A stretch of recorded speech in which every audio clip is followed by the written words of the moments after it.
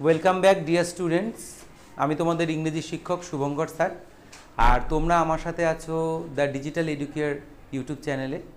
আজকে তোমাদের সামনে যে টপিকটা আমি নিয়ে এসেছি সেটা পরীক্ষার প্রশ্নপত্রে বিশেষ বলতে গেলে প্রত্যেকটা ছাত্রছাত্রীর কাছে একটা ভয়ের ব্যাপার হয়ে দাঁড়ায়, এবং করার ক্ষেত্রেও দেখি যখন আমরা সেগুলো খাতাগুলো দেখি বা চেক করে দেখতে পাই যে খুব সামান্য ভুলের জন্যই ছাত্রছাত্রীরা সেই জায়গাগুলো ক্লিয়ার আউট করে উঠতে পারে না বা নম্বরটা তুলতে পারে না। তাই আমি আশা রাখছি আজকে যে টপিকটা নিয়ে এসেছি সেই টপিকটা যদি তোমরা ভালো করে দেখো, যেই জিনিসটা আমি তুলে ধরবো সেটা যদি তোমরা একটু বোঝার চেষ্টা করো, এইভাবেই রেখেছি, তাহলে কিন্তু তোমাদের আগামী জীবনে আর কখনোই সমস্যাগুলো হবে না, বা তোমরা পরীক্ষায় খুব অনায়াসেই তোমাদের উত্তরগুলোকে একদম মানে ফুল কনফিডেন্টলি তোমরা কিন্তু রিপ্রেজেন্ট করতে পারবে, ফুল কনফিডেন্টলি রিপ্রেজেন্ট করতে পারবে। আচ্ছা, আজকের যে ডিসকাসড টপিক সেটা হলো transformation of sentences. Sorry for, আমি কালারটা একটু চেঞ্জ করে নিই।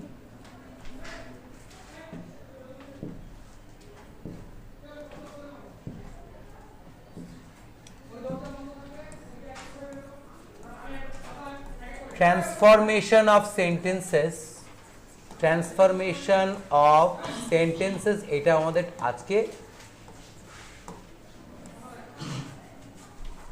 উইল বি ডিসকাসড টপিক, যেটা আমাদেরকে আজকে আমরা আলোচনা করব।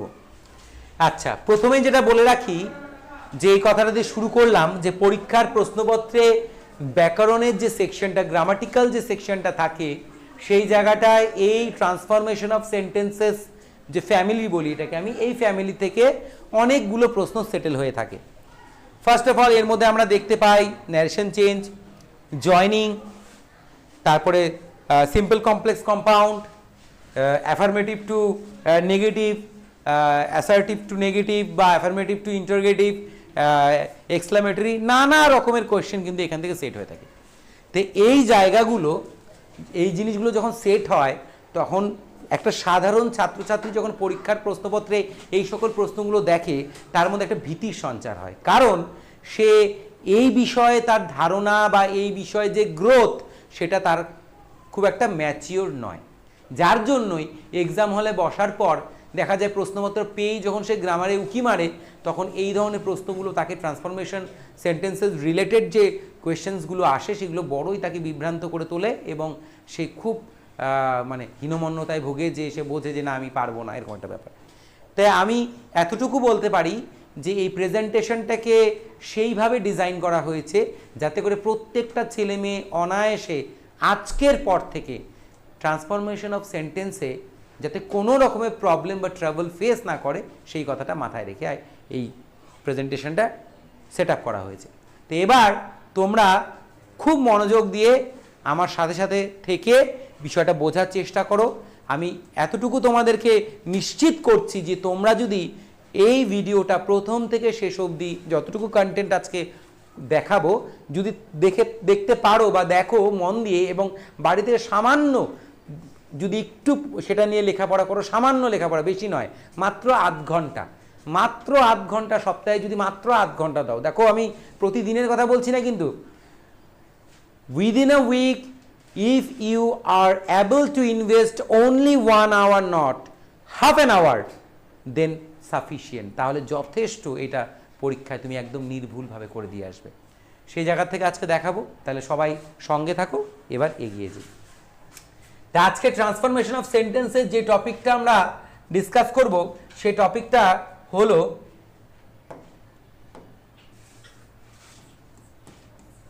affirmative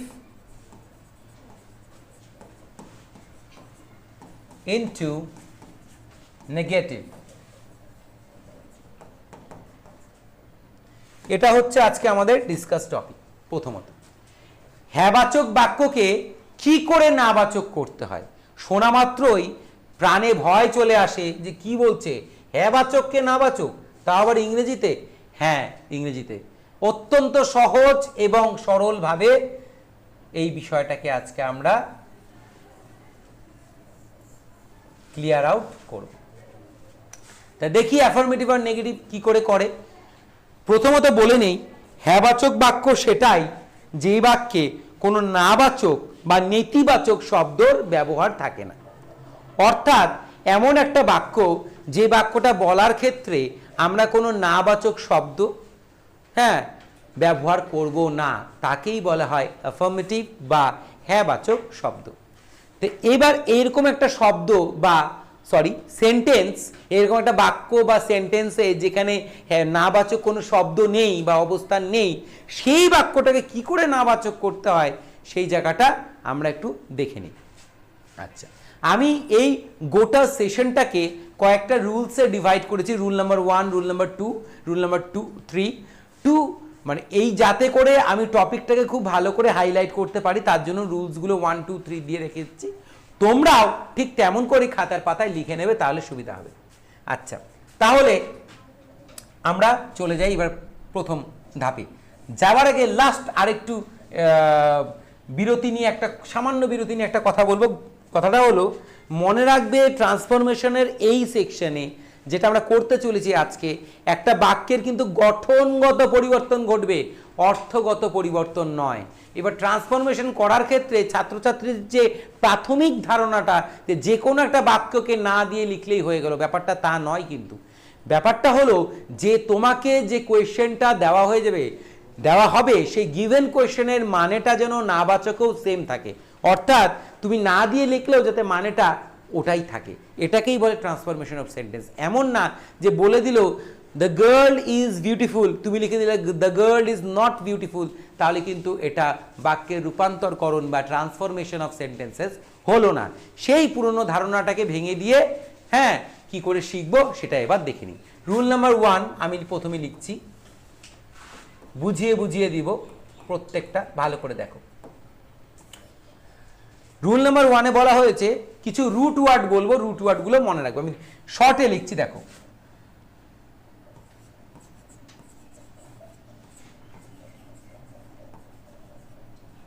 অনলি কিংবা অ্যালোন, এই শব্দ দুটো মধ্যে যে কোনো একটি যদি কোনো তুমি পার্সন, ইট মিনস ব্যক্তি, কিংবা গড মানে ঈশ্বর, কিংবা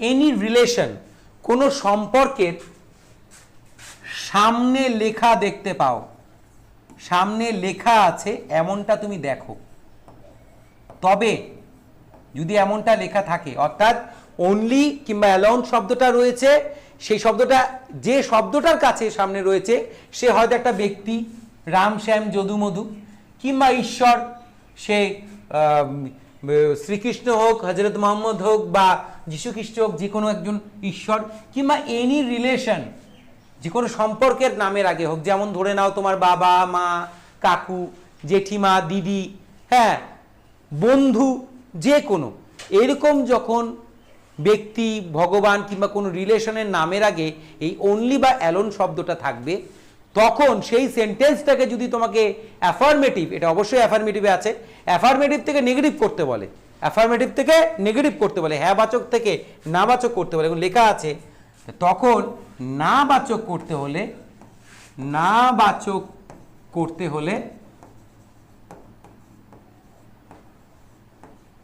হলে এই যে অনলি বা অ্যালোন কথাটা যেখানে লেখা থাকবে কোশ্চেনে, অনলি বা অ্যালোন এই শব্দটার মধ্যে যেটাই লেখা থাকুক না কেন, সেটাকে তুলে দিয়ে, এর চেয়ে সোজা ভাবে কোথাও তোমরা এখনো দেখোনি, তুলে দিয়ে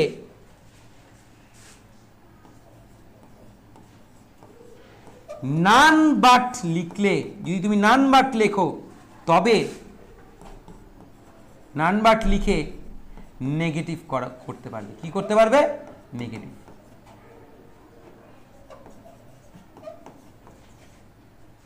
নেগেটিভ করতে পারবে। দেখো কত সুন্দর করে ছোট্ট করে নিয়মটা সাজিয়ে দিয়েছি। তুমি প্রশ্নপত্র পেলে, দেখলে একটা হ্যাঁবাচক শব্দ যেখানে নায়ের কোনো অস্তিত্ব নেই, কিন্তু সেখানে অনলি বা অ্যালোন আছে, এগুলোকে আমি রুট ওয়ার্ড বলি, এই রুট ওয়ার্ডগুলো আছে। এই রুট ওয়ার্ডগুলো যদি থাকে তবে চট করে সেটা তুলে দাও, তুলে যেটাই থাকুক না কেন, প্রশ্নের যেখানে থাকুক না কেন, ঠিক সেই জায়গাটায় তুলে দিয়ে তুমি শুধু লিখে দাও নান বাট, বাস, তোমার কাজ শেষ, বাক্যটা নাবাচক হয়ে গেছে। আচ্ছা, এবার একটা উদাহরণ দিয়ে আমরা বিষয়টা বুঝে নিই। এটা আমি আপওয়ার্ডস করছি কিছুটা। আচ্ছা, আই হোপ ক্যামেরায় সবকিছু ভিজিবল। এবার একটা এক্সাম্পল তুলে নিয়ে বা এক্সাম্পল দিয়ে তোমাদেরকে বিষয়টাকে ক্লিয়ার আউট করি। আমি একটা সেন্টেন্স লিখছি, সেন্টেন্সটা লিখলাম, Ram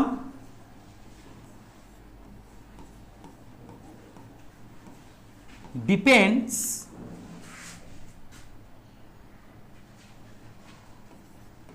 on only his father.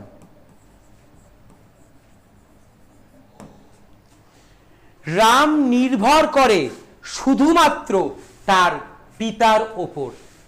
Ram নির্ভর করে শুধুমাত্র তার পিতার ওপর। তাহলে অনলি কথাটির বাংলা কি আসলো? শুধুমাত্র। কি আসলো? শুধু মাত্র।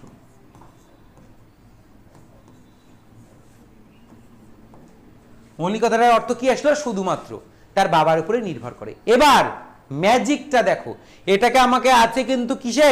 অ্যাফার্মেটিভে, কারণ এখানে কোনো নাবাচক আমি শব্দ দেখতে পাচ্ছি না। এবং এটাকে যখন নেগেটিভ করতে বলা হবে, এন লিখলাম, নেগেটিভ করতে বলা হবে তখন কিভাবে করবো দেখো, একদম ইজি। আমি জানি যে তোমরা উত্তরটা করে ফেলেছো। সাবজেক্ট যা আছে তা পরিবর্তনের কথা নিয়মে কোথাও বলেনি, তা লিখে দাও। ভার্ব যা আছে, ভার্ব পরিবর্তনের কথা কিচ্ছু বলেনি, যেমন আছে সেভাবে লিখে দাও। এইবার চলে এসছে এই শব্দটা, কি শব্দটা? অনলি। কি শব্দটা এসছে? অনলি। এবার আমি জানি অনলির পরে আমি দেখব যে কোনো ব্যক্তি রয়েছে কিনা, কোনো পার্সন রয়েছে কিনা, কোনো রিলেশনশিপ রয়েছে কিনা, বা রিলেশন নেম রয়েছে কিনা। রয়েছে, হিজ ফাদার। হ্যাঁ, তার পিতা। ইনি একজন ব্যক্তি, ইনি একজন ব্যক্তি। আমার খেলা শেষ। সামান্য একটা জিনিস লিখবো, বাস শেষ। কি লিখবো? অনলিটাকে আমি তুলে দিয়ে কি লিখবো? None but. কি লিখবো? নান বাট লিখে তারপরে যেমনটা ছিল ঠিক তেমনটাই, উদাহরণে নিয়মে তেমনটাই বলে রেখেছি, বাস। তাহলে আমার হ্যাঁ থেকে নাবাচক হয়ে গেল। কি দাঁড়ালো বাংলাটা? Ram depends on none but his father. Ram তার পিতা ছাড়া অন্য কাউকেই আর বিশ্বাস করে না বা কারোর উপর নির্ভর করে না। ঠিক উপরেরটার সাথে একই রকম। Ram depends on only his father. Ram নির্ভর করে শুধুমাত্র তার পিতার উপর। রাম তার পিতা ছাড়া অন্য কারোর উপরেই নির্ভর করে না। দেখো তাহলে না কথাটাকে যুক্ত করে কি করে আমরা অর্থ না পাল্টে বাক্যটা হ্যাঁ থেকে না করে ফেলেছি। এটাই হলো ট্রান্সফরমেশন সেন্টেন্সেস। কেমন লাগলো নিয়মটা? আমি আশা রাখি যে নিয়মটা তোমাদের কাছে খুবই ভালো লেগেছে, কারণ এই নিয়মটা এত সুন্দর করে সাজানো হয়েছে তোমাদের জন্য, যাতে তোমাদের এক্সাম হলে আর কোনো সমস্যাই না হয়। আর আর সত্যি কথা বলতে এই জিনিসটা শুধু সপ্তাহে তোমরা আধা ঘন্টা করে পড়ো নিয়মগুলা, আর কখনো কোনোদিনও কোনো প্রবলেম হবে না। যাক, তাহলে আমি এই পোর্শনটা মুছে দিচ্ছি, কারণ আমি জানি এটা তোমরা খুব ভালো করে বুঝে গেছো। এবার চলে যাব পরেরটাতে।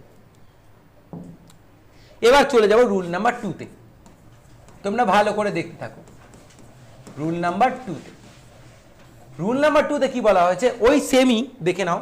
ওই কোনো হ্যাঁবাচক শব্দে, কোনো হ্যাঁবাচক শব্দে, হ্যাঁবাচক শব্দে নিয়মটা এইভাবে লিখে নিবে খাতায়। হ্যাঁবাচক শব্দে এই অনলি কথাটা থাকবে, অনলি শব্দটি থাকবে।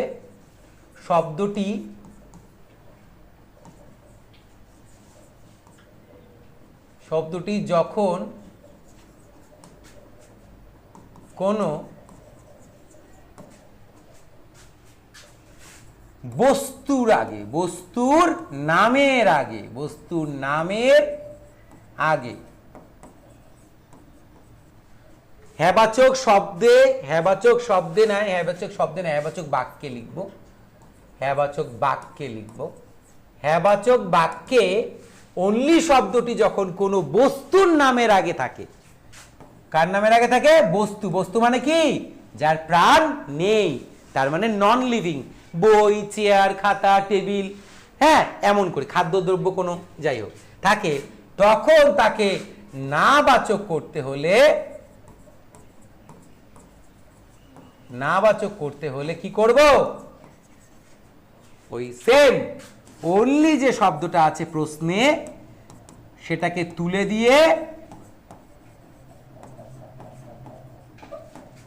দিয়ে তার জায়গায় বা তার স্থানে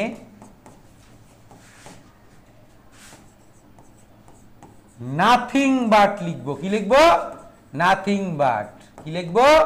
নাথিং বাট। তবে এটা নাবাচক হয়ে গেল। তবে কি হয়ে যাবে? নাবাচক। একদম শর্ট করে দিয়েছি, খালি দেখতে হবে, একটু পড়তে হবে, বাস, আর কোনো সমস্যা নেই। পুরোপুরি ইফেক্টিভ, একদম পুরোপুরি ইফেক্টিভ। হ্যাবাচক বাক্যে অনলি শব্দটি যখন কোনো বস্তুর নামের আগে, কোনো বস্তুর নামের আগে থাকে, তখন তাকে নাবাচক করতে হলে অনলি শব্দটা তুলে দিয়ে সেই জায়গায় কি লিখবো? নাথিং বাট লিখবো। তাহলেই আমার আনসারটা হয়ে যাবে। দেখো একটা চট করে একটা ছোট্ট এক্সাম্পল দিয়েই বাস আমাদের এই নিয়মটাও শেষ হয়ে যাবে। কতটা সোজা দেখো। লিখলাম আই PREFER, প্রেফার মানে পছন্দ করা বা ভালো লাগা বা আমার ভালো লাগে, আমার একটা ব্যাপার। I prefer only coffee. I prefer only coffee. আমার শুধুমাত্র কফি পছন্দ, মানে কফি পছন্দ, বা আমি শুধুমাত্র কফি পছন্দ করি। এবার লক্ষ্য করো এই বাক্যতে অনলি শব্দটা আছে না? বলো আছে? হ্যাঁ আছে। কোথায়? এই যে। এবার অনলি শব্দটা কার আগে বসেছে? যে নাউনটার আগে বসেছে। সেই নাউনটা কি প্রাণহীন না প্রাণযুক্ত? প্রাণহীন। কফি মানে এটা একটা কি? Non living. কি লিভিং? নন লিভিং মানে নিষ্প্রাণ বস্তু, যদিও খাদ্যদ্রব্য। তবে এখন আমাকে নাবাচক করতে হবে। কি করতে হবে? নাবাচক। কি করে করব? একদম সোজা। কি করব? আমি সাবজেক্ট যা আছে তা অপরিবর্তিত রাখবো, ভার্ব যা আছে তাকেও অপরিবর্তিত রাখবো, অপরিবর্তিত রাখলাম। এইবার অনলি, অনলি কথাটা তুলে দিয়ে আমি এখানে কি লিখবো? Nothing but. কি লিখবো? Nothing but. তারপরে যা আছে, তারপরে অনলির পরে যে নাউন প্রোনাউন আছে, যেটা নির্জীব বা প্রাণহীন, সেটা লিখে দিয়ে উত্তরটা শেষ করব। দেখো, I prefer nothing but coffee. প্রশ্নটার বাংলাটাকে বুঝে নেই। আমি পছন্দ করি বা আমি প্রেফার করি শুধুমাত্র কফি। পরের উত্তরটা দেখো নাবাচক করে, I prefer nothing but coffee. Coffee ছাড়া অন্য কিছুই আমি প্রেফার করি না বা পছন্দ করি না। তাই দেখো কত সুন্দর করে আমরা একটা শব্দ দিয়ে বাক্যটা না তৈরি করো অর্থটা কি রাখতে পেরেছি? সেম রাখতে পেরেছি। অর্থটা কি রাখলাম? সেম রাখলাম। একেই বলে ট্রান্সফরমেশন অফ সেন্টেন্সেস। যাই হোক, তাহলে দ্বিতীয় নিয়মটাও শেষ।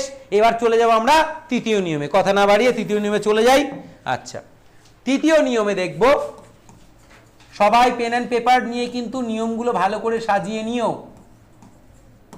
যদি এখন সাজাতে না ইচ্ছে করে, যখন ভিডিওটা দেখছো বুঝছো, পরে যদি সাজাতে ইচ্ছে করে পরেও সাজিয়ে নিবে, তাহলে ভালো করে দেখে নিয়ে পরে সাজাবে।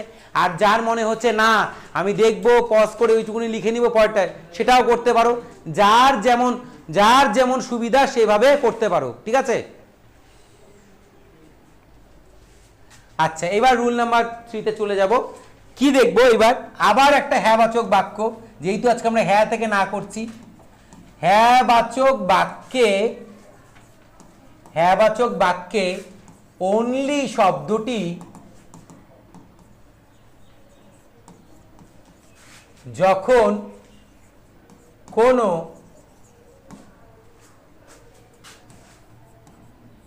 সংখ্যা কিংবা সংখ্যাবাচক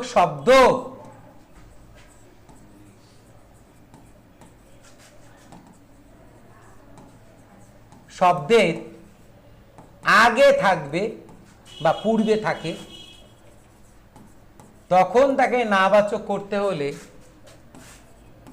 নাবাচক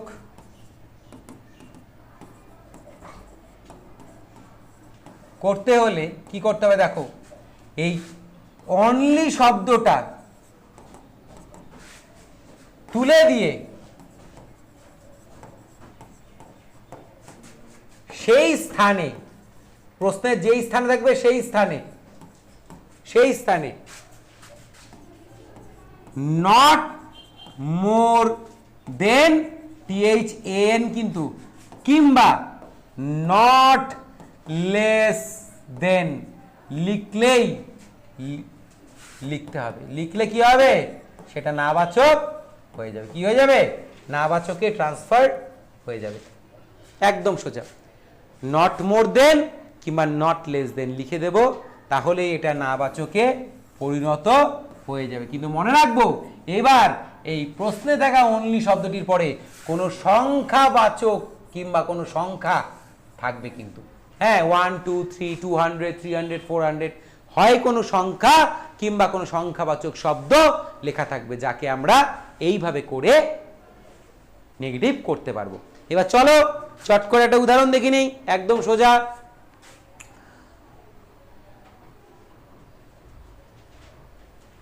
দেখো, এবার একটা ছোট ইনসিডেন্ট আমাদের স্কুল জীবন থেকে তুলে নেই। স্কুলে যে জিনিসটা আমরা লিড করি, তোমাকে তোমার বন্ধু বলছে যে তোর কাছে কি টাকা আছে রে, 10 টাকা আছে? তুমি বললে আই হ্যাভ ওনলি 2 rupees, আমার কাছে আছে শুধুমাত্র 2 টাকা, শুধুমাত্র 2 টাকা। এই বাক্যটাকে যখন তোমাকে না করতে বলা হলো, তখন কি করবো? দেখো, আমার কাছে আছে শুধুমাত্র 2 টাকা, শুধুমাত্র 2 টাকা। তা দেখো, এইবার যে ব্যাপারটা, এটা একটা হ্যাবাচক বাক্য। অনলি শব্দটা আছে কার আগে? Two, TWO2। আমি বলেছিলাম সংখ্যা কিংবা সংখ্যাবাচক শব্দ। হ্যাঁ, আছে সংখ্যা কিংবা সংখ্যাবাচক শব্দ, অনলির পরেই আছে। এবার রুল নাম্বার 1 এর মধ্যে এখানে কোনো ব্যক্তি নেই, রুল নাম্বার 2 এর মতো এখানে কোনো বস্তু নেই, এখানে আছে একটা সংখ্যা। বাস এইভাবেই মনে রাখবো। তবে আমার উত্তরটা কি করতে হবে? আমি লিখব যে আই হ্যাভ অনলিটাকে তুলে দিয়ে লিখতে পারি নট মোর দেন, এটাও লিখতে পারি। আমার দুটো অপশন আছে, যেটা খুশি। কিংবা অর্থ একই হবে, কেমন হবে অর্থ বলছি, নট লেস দেন, তারপর তো অনলির পরবর্তী যে অংশ, বাক্যের অংশ, সেটা যেমন আছে তেমনই, 2 rupees, 2 rupees। এবার দেখো বাক্যটা কি হলো। প্রশ্নটা ছিল আমার কাছে আছে শুধুমাত্র 2টি টাকা, নাবাচক করেছি, মানে কিন্তু পাল্টানো যাবে না। অর্থ পাল্টালে ট্রান্সফরমেশন ভুল। I have not more than or not less than, তাই নট মোর দিয়ে বাংলাটা বলি একবার, তারপর নট লেস দেন দিয়ে বলবো। I have not more than 2 rupees, আমার কাছে 2 টাকার 1 টাকাও বেশি নেই। তাহলে অর্থটা ঠিক থাকলো তো? তার মানে আমার কাছে শুধুমাত্র 2টি টাকাই আছে। তাহলে আমার কাছে শুধুমাত্র 2টি টাকাই আছে, যেটাকে আমি বলেছি যে আমার কাছে 2 টাকার 1 টাকাও বেশি নেই। আবার পরেরটা নট লেস দেন হলে কি হবে? I have not less than 2 rupees, আমার কাছে 2 টাকা, 2 টাকাই আছে, 2 টাকার 1 টাকা কমও নেই। ঠিক আছে, মানে পুরোপুরি 2 টাকায় 1 সিকি পয়সাও কম নেই। গুনলে পরে কত টাকা হবে? 2 টাকাই হবে। তাহলে দেখো আমরা কি সুন্দর করে ওই অনলিটাকে তুলে দিয়ে নট মোর দেন কিংবা নট লেস দেন দিয়ে আমরা বাক্যটাকে অর্থ পরিবর্তন না করে হ্যাবাচক থেকে অনায়াসেই নাবাচক করে ফেলেছি। একদম সোজা। ঠিক আছে, এরকম করে তোমাদের সেন্টেন্স থাকতে পারে পরীক্ষায়, লিখে দিল use not more then to rewrite the sentence, বা use not more then to write down the sentence. হ্যাঁ, মানে নট মোর দেন ব্যবহার করে আবার লিখো, তখন বুঝে যাবা তুমি আমার বাক্যটা কিসে আছে? হ্যাবাচকে আছে। তার মানে ওখানে কি আছে? অনলি আছে। ঠিক আছে তো? কিংবা এটা দিয়ে বলতে পারে যে I have not more than 2 rupees, use only to write down the sentence. Only কথাটা ব্যবহার করে আবার বাক্যটাকে লিখো। এইভাবেই পরীক্ষায় প্রশ্ন আসে। যে ভিডিওটা আজকে আমি করছি এই ধরনের ভিডিও তোমরা ইউটিউবে পাবে না। ইউটিউবে এই ধরনের ভিডিও পাবে না, এত সোজা সরল করে তোমরা দেখে মিলিয়ে নিও। এইভাবে সহজ সরল করে, যেখানে ক্লাসের ফার্স্ট বয় বা ফার্স্ট গার্ল থেকে পেছনে বসে থাকা সেই ছেলে বা মেয়েটা যে ভেবেছিল যে ইংরেজিতে ভালো রেজাল্ট করবে, কিন্তু সে এতদিনেও ইংরেজি গ্রামারটা শিখে উঠতে পারেনি, আমি বলছি আমাকে একটু খালি সময় দাও। তোমাদেরকে আমাকে ফলো করতেও হবে না, আমাকে একটু সময় দাও, আমি পৌঁছে যাবো তোমাদের কাছে। খালি কন্টেন্টগুলো একটু দেখো ভালো করে, আর বোঝার চেষ্টা করো, আর খাতা পেন্সিল হাতের কাছে রাখো, লেখো প্রচুর, যা মনে আসে লেখো, ভুলের চিন্তা করবে না, তাহলেই হয়ে গেল, আর কিচ্ছু না। তাহলে কটা নিয়ম হয়ে গেল আমাদের? 3টে নিয়ম হয়ে গেল। আমরা চলে যাচ্ছি পরবর্তী নিয়মে।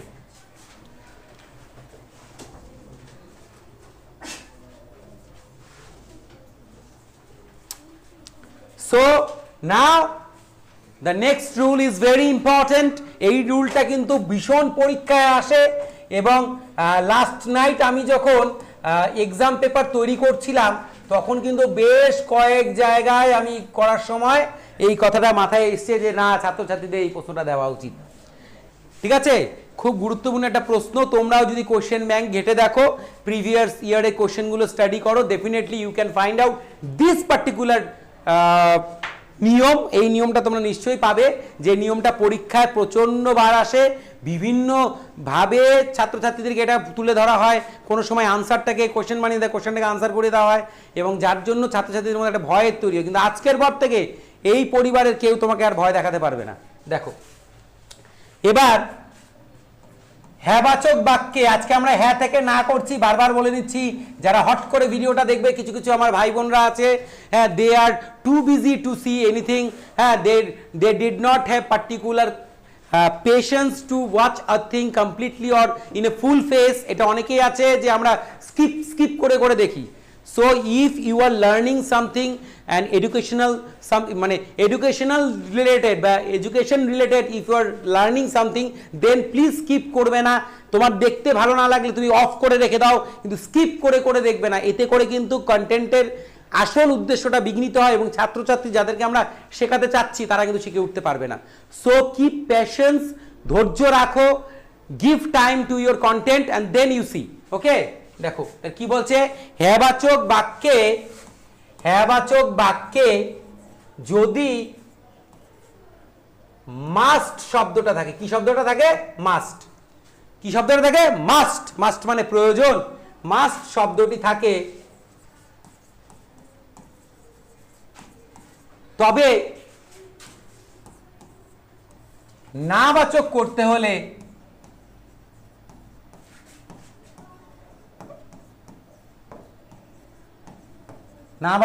হলে দুটো নিয়ম আছে। আমি দুটো নিয়ম দু জায়গায় লিখলাম, মাঝখানে লিখে নাও সেই ভয়ঙ্কর শব্দটাকে মাস্ট, যে দুভাবে নেগেটিভে গিয়ে পাল্টায়, কিন্তু মানেটা একটাই থাকে। মাস্টটাকে দুভাবে পাল্টানো যাবে। কোশ্চেনে মাস্ট দেখলে, কোনো হ্যাঁবাচক বাক্যে মাস্ট শব্দটা দেখতে পেলে, প্রয়োজন যেটা একটা ভার্ব দেখতে পেলে, তখন তাকে কি করে পাল্টাবে? মাস্টকে পাল্টে তুমি লিখতে পারো can not but plus V1। এই V1টা হচ্ছে কোশ্চেনে মাস্টের পরে থাকা ভার্ব, সেটাই কোশ্চেনের মধ্যে হ্যাঁবাচক বাক্যে মাস্টের পরে যে ভার্বটা আসবে সেটাই ওই ক্যান নট বাটের পরে এখান থেকে এখানে হেঁটে হেঁটে এখানে চলে আসবে। এই একটা ফর্ম, এটা একটা এই একটা ফর্মে করতে পারো, তুমি নেগেটিভ করতে পারো। নেক্সট ফর্মটা হচ্ছে ক্যান নট। মনে রাখবা ক্যান আর নট এগুলো কিন্তু গ্যাপ দিয়ে লিখবে না।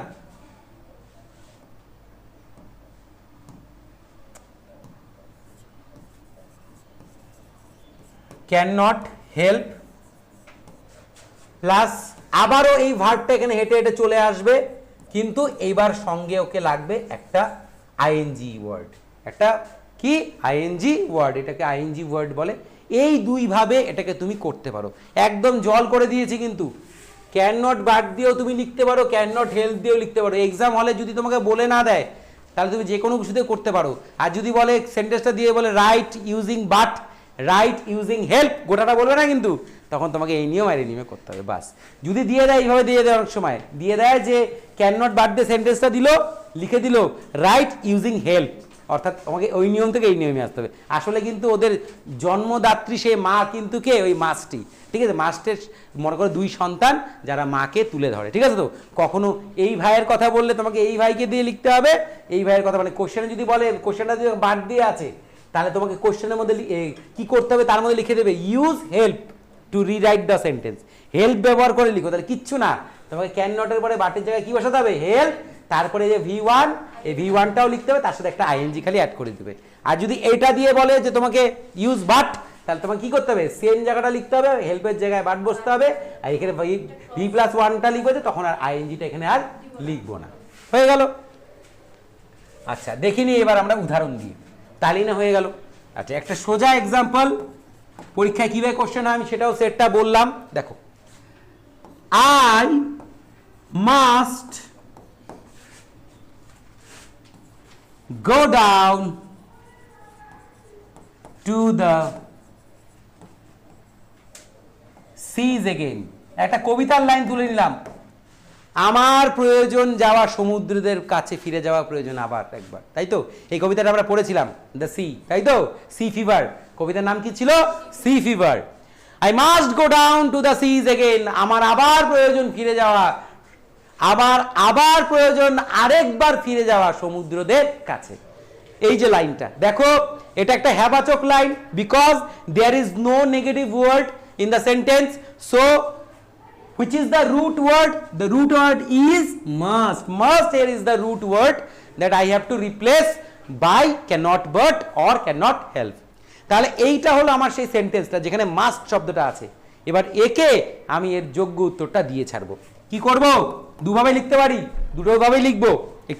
একটু আপওয়ার্ডস করে নিলাম। আচ্ছা আই হোপ তোমরা দেখতে পাচ্ছ, ভিজিবল আছে, হ্যাঁ কম্পিউটারে দেখছি ভিজিবল আছে। দেখো এবার তাহলে কি করব, আইটাকে লিখবো, মাস্টটাকে পাল্টে কি লিখবো, ক্যান নট বাট, আগে লিখে নি, দাঁড়াও, ক্যান নট বাট লিখলাম তো। তারপরে কি বলেছে, ভার্বের ফার্স্ট, ভার্ব কোথায়, এই যে মাস্টের পরের ভার্ব গো ডাউন। কোশ্চেনে কি থাকবে, মাস্টের পরে যে ভার্বটা থাকবে সেটাই বসে যাবে। কি আছে, গো ডাউন, গো ডাউন হলো।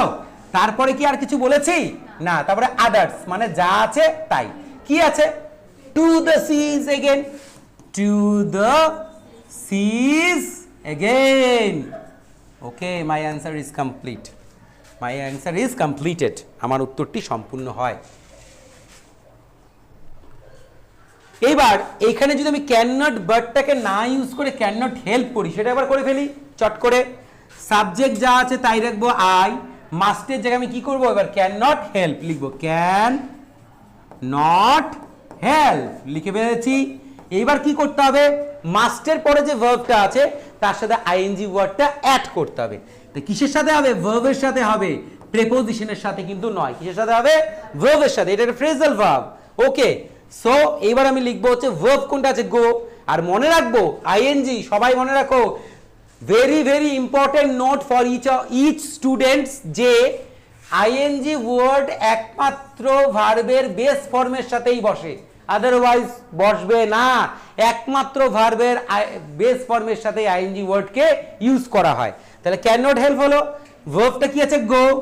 সো গো কিভাবে, গো উইল কাম কিভাবে আসবে, ING with I N G, so it means going. I cannot help going down to the seize again, two the seize again, সমুদ্রদের কাছে না ফিরে আমি থাকতে পারি না। ঠিক আছে, তার মানে আমার সমুদ্রের কাছে বারবার ফিরে যাওয়া প্রয়োজন বা উচিত। গুড, এই তো ঠিক আছে।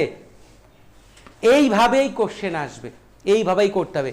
পরীক্ষার সময় হয়তো তোমাকে এই লাইনটা তুলে দিল, দিয়ে বললো নেগেটিভ করতে, বললো না, বললো যে use help to rewrite the sentence, তখন তোমাকে কি করতে হবে, এই বাটের জায়গায় হেল্প লিখতে হবে, আর এই গোয়ের সাথে কি করতে হবে, আইএনজি অ্যাড করে, তারপর ডাউনটা যেরকম ছিল সেরকম করে লিখতে হবে। বুঝতে পারলো তো?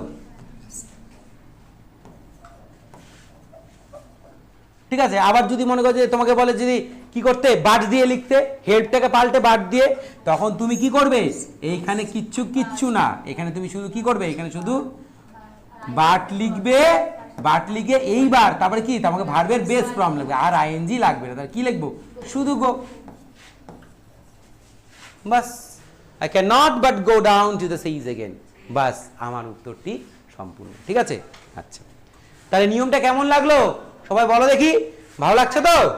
ওকে, তাই এবার চলে যাই পরবর্তী নিয়মে চট করে। আচ্ছা এবার পরবর্তী নিয়মে চলে যাই। এবার আমাদের কত নম্বর হবে? 5, রুল নাম্বার 5। আচ্ছা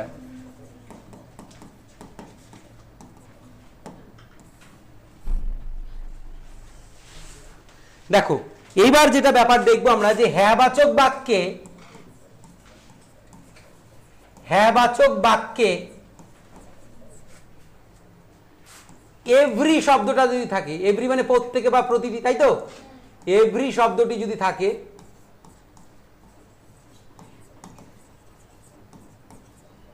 তাকে কি করতে হলে? নাবাচক করতে হলে। কি করতে হলে? নাবাচক করতে হলে।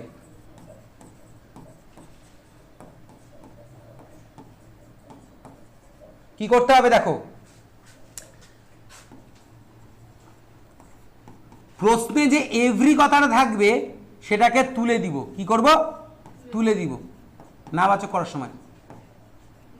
তুলে দিয়ে তার পরিবর্তে লিখব দেয়ার ইজ নো। কি লিখব? There is no. হলো? ভালো করে বুঝো কিন্তু। আবার প্রশ্নে যে এভরি শব্দটা থাকবে, যে শব্দটাকে তুললাম, এভরি এর পরের শব্দটা বসাবো, পরের শব্দটি যোগ করব, লিখব শব্দটি যোগ করব। কি করব?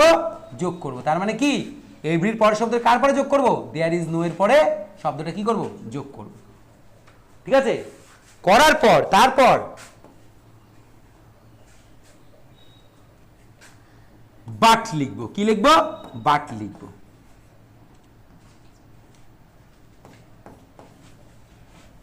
বাট লিখব। তারপর প্রশ্নের বাকি অংশ, প্রশ্নের বাকি অংশ।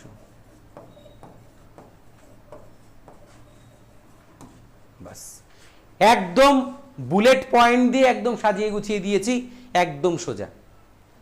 ঠিক আছে তো?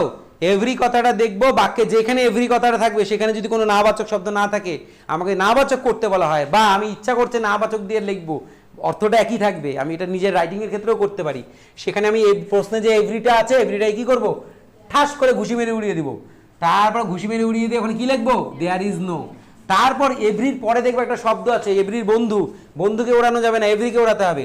সেই বন্ধু আবার এর সাথে কি করবে? বন্ধুত্ব করবে, তাই তো? হয়ে গেল। তারপরে বাট আসবে, তারপরে কি আসবে? বাট আসবে।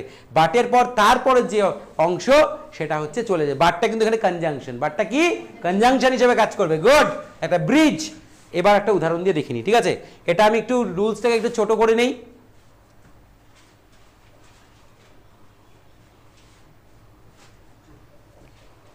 এবার আমি এক্সাম্পলটা লিখব। দেখো এখানে লিখছি, তাহলে ভালো হবে। এক্সাম্পলটা এখানে লিখছি, সবাই দেখতে পাচ্ছ আশা করি। হ্যাঁ দেখো, ভালো করে দেখো। এভরি বয়, এই বয় কেন দিব? মেয়েরা কি দোষ করলো? এভরি ওয়ান লাভস দেয়ার মাদার। সবাই প্রত্যেকেই ভালোবাসে তার মাকে, প্রত্যেকেই ভালোবাসে তার মাকে, তাই তো? There is a root word. Root ওয়ার্ডটা কি? এই যে এভরি। কি রুট ওয়ার্ডটা? এভরি। আমাকে কি করতে হবে? নাবাচক। কি করতে হবে? নাবাচক, negative. Okay, so then what I have to do? কি করতে হবে আমাকে? প্রথমে এভরিটাকে কি করতে হবে? ডাশ করে ঘুষি মেরে উড়িয়ে দিতে হবে। কি লিখবো সেখানে? There is no. তাহলে এভরি কথাটাকে দাঁড়াও, এভরি যে কথাটা আছে, এই যে এভরি কথাটা আছে, যে এই যে এভরিটা, এটাকে তুলে দিয়ে কি লিখবো? তুলে দিয়ে লিখবো হচ্ছে দেয়ার ইজ নো। হ্যালো, তারপরে প্লাস দিয়ে কি বলেছে? এভরি এর পরের শব্দটি যোগ করব। এভরি পরের শব্দ কোনটা আছে? শব্দ তো বুঝতে পারছো, প্রত্যেকটার মাঝে গ্যাপ আছে কিন্তু, মানে এক একটা করে শব্দ। পরের শব্দটা কি আছে? এই যে ওয়ান, পরের শব্দটা কি আছে? One, ONE, one. হলো? ক্লিয়ার? আচ্ছা, এটা গেল, step complete. The next step is but, তাই তো? তাই I have to invite but, যে বাট এসো তো আমার সেন্টেন্সে বসো। এবার বাট চলে আসলো, বাট আমার কথা শুনে but accepted my proposal and entered into the sentence, আমার প্রপোজাল গ্রহণ করে সে চলে এসেছে। There is a no one but হয়ে গেল। এবার কি বলছে? প্রশ্নের বাকি অংশ, তার মানে remaining part of the sentence, what is this? loves their mother. Good. loves their mother. loves their mother. বাস, উত্তরটা আমার সম্পূর্ণ। হ্যাঁ থেকে আমি না করে ফেলেছি, অর্থের কোন রূপ পরিবর্তন আমি ঘটাইনি। কি আছে? এভরিওয়ান লাভস দেয়ার মাদার, প্রত্যেকেই ভালোবাসে তার মাকে। নামবাচক করেছি, কি হচ্ছে? দেয়ার ইজ নো ওয়ান, এমন কেউই নেই, বাট লাভস হিজ মাদার, যে তার মাকে ভালোবাসে না। ঠিক আছে? এমন কেউই নেই যে তার মাকে ভালোবাসে না। আচ্ছা, এই ক্ষেত্রে একটা জিনিস ছোট্ট করে বলে রাখি, যে সকল ভাই বোনরা ভাবছো যে আমি বাট লিখবো না, তাদের জন্য একটা নিয়ম আছে। বাটটাকে যদি তুলে দিতে হয়, মনে করো বাট না, আমি অন্য কিছুতে লিখবো, এটাকে অন্য কিছুতে লিখবো, তাহলে তোমাকে কি করতে হবে? বাটের পর তোমাকে রাখতে হবে হু ডাজ নট। কি রাখতে হবে পরিবর্তে? Who does not. ঠিক আছে? তারপরে যে তুমি ভার্বটা লিখবে সেটা কিন্তু বেস ফর্ম লিখতে হবে, এস বা ইএস যুক্ত করা যাবে না। তার মানে এখানে লাভস ছিল তো, শুধু কি লিখতে হবে? লাভ। ঠিক আছে তো? যদি রিডস থাকে কি লিখবো? রিড। প্লেস তাহলে কি লিখবো? শুধু প্লে, এরকম। তাহলে এই ফর্মটা তোমরা বাটকে পাল্টে কিন্তু হু ডাজ নট দিও, এটা করা যায়, সেম মানে। ঠিক আছে? তো যাই হোক, তা I hope the session is very fine. খুব ভালো তোমাদের হয়তো হলো, জিনিসটা খুব ভালো লাগলো। তো এই জিনিসগুলো কিন্তু পরীক্ষায় ভীষণ গুরুত্বপূর্ণ এবং আসতে পারে। আজকের ভিডিওটা আরেকটু রাখবো ভেবেছি, কিন্তু না, একবারে এতক্ষণ কেন, এরপরে প্র্যাকটিস করতে হবে। এই জিনিসগুলো করলে এগুলো প্র্যাকটিস করতে হবে, ধীরে ধীরে শিখো, এগুলো শিখতে বেশি সময় লাগবে না। হ্যাঁ, সবগুলো একদিনে করালে পরে মাথায় বোঝা বাড়বে। যাই হোক, যেহেতু তোমাদের ইন্টারেস্ট গ্রো করেছে, জানি জিনিসটা তোমাদের ভালো লেগেছে, এর পরবর্তী নিয়মগুলো হয়তো তোমাদের জানতে ইচ্ছে করছে, তাই সময় নষ্ট না করে খুব তাড়াতাড়ি আমি এই পরবর্তী ভিডিওগুলো তোমাদের সামনে নিয়ে আসবো এই রিলেটেড। আজকে যেগুলো করলে বাড়িতে ভালো করে প্র্যাকটিস করো, আর যদি তোমাদের কোয়েশ্চেনের এই রিলেটেড কোয়েশ্চেন প্রয়োজন হয় তাহলে ভিডিও ডেসক্রিপশন বক্সে লিখবে, আমি কোয়েশ্চেন আপলোড করে দেবো। ঠিক আছে?